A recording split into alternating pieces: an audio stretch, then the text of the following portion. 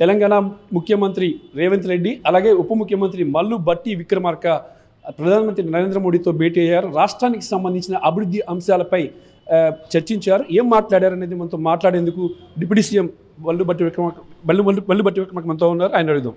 Sir, ఏం మాట్లాడారు ప్రధానితో మీరు? అంటే రాష్ట్రంలో కాంగ్రెస్ పార్టీ అధికారంలోకి వచ్చిన తర్వాత ముఖ్యమంత్రిగా రేవంత్ రెడ్డి గారు, ఉప ముఖ్యమంత్రిగా నేను మర్యాదపూర్వకంగా రాష్ట్ర ప్రయోజనాల దృష్ట్యా వారిని కలవటం జరిగింది. రాష్ట్రంలో ఆనాడు బైఫర్కేషన్ యాక్ట్ ప్రకారం యూపీఏ ప్రభుత్వం మాకు అందించినటువంటి కొన్ని రైల్వే కోచ్ ఫ్యాక్టరీ కానీ, స్టీల్ ఫ్యాక్టరీ కానీ, లేకపోతే ఒక జాతీయ ఇరిగేషన్ ప్రాజెక్టు సంబంధించి కానీ ఇంకా అట్లాగే పెండింగ్ ఉన్నాయి. వాటికి సంబంధించి కూడా మాకు వెంటనే ఆ హక్కుల్ని మేము పొందేటట్టుగా మేము చూడవలసిందిగా వారిని కోరాము.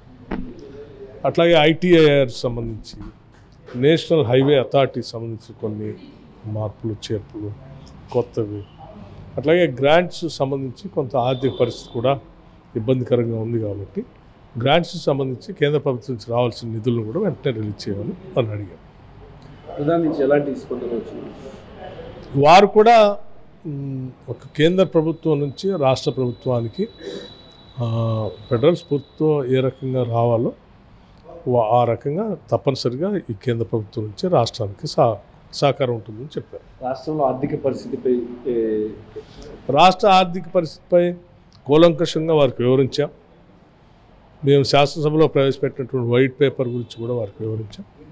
తప్పనిసరిగా వారు ఆ ఆర్థిక పరిస్థితిని తెలుసుకొని దానికి తగినట్టుగా రాష్ట్ర నిర్మాణం కోసం సహాయ సహకారాలు అందిస్తారు.